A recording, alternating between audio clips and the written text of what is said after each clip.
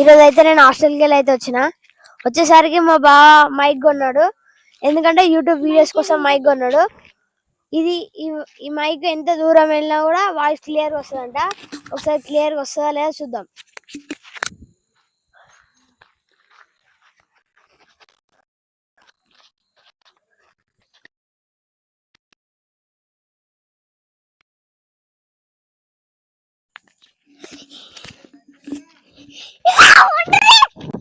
వస్తుందా లేదా వాయిస్ మీకు తెలిసి అయితే కామెంట్ చేయండి.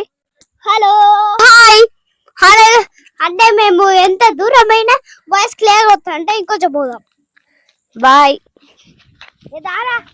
Hello guys.